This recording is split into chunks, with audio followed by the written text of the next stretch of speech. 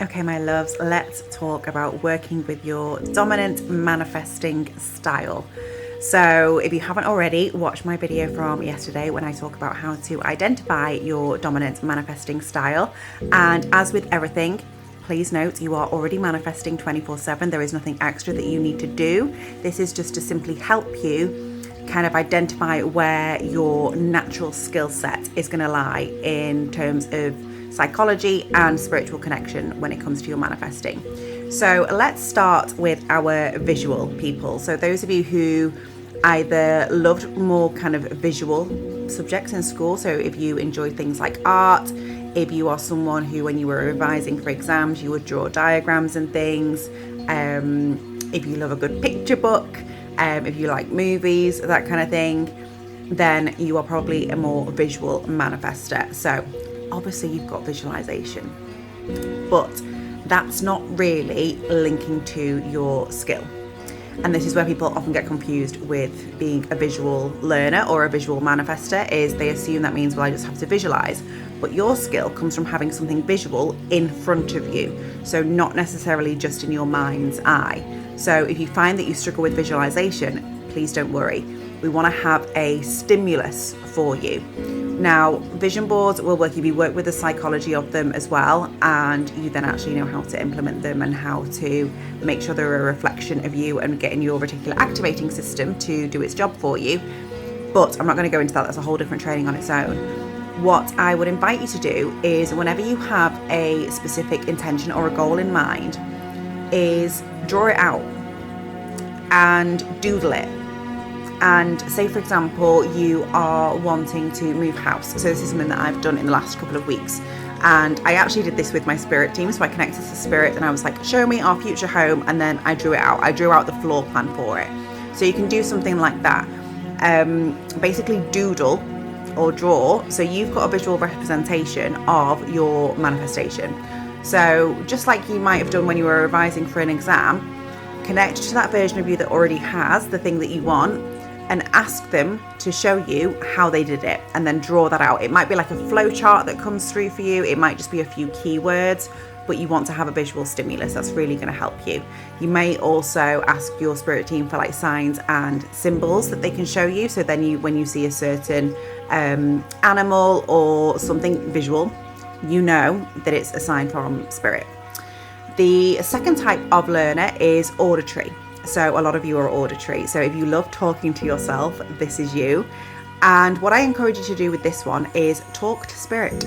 Talk to your spirit team. Quite often we'll be very much in our heads and we won't ask for what we want. So even if we talk to ourselves all the time, how often are you actually talking to your spirit guides and saying, okay, I'm struggling with this. Can you help me with this? Can you show me the easiest way to X, Y, Z? Show me how good it can get. Show me how easy it gets to be. Ask for help. Okay, really nice, simple one for you to try. Then for those who like reading and writing, kind of similar to the visual one, but you might want to, I hate to say it, do a script. If you are doing scripting, you only need to do it once, and then you can embed the codes through your favorite methods for embodiment.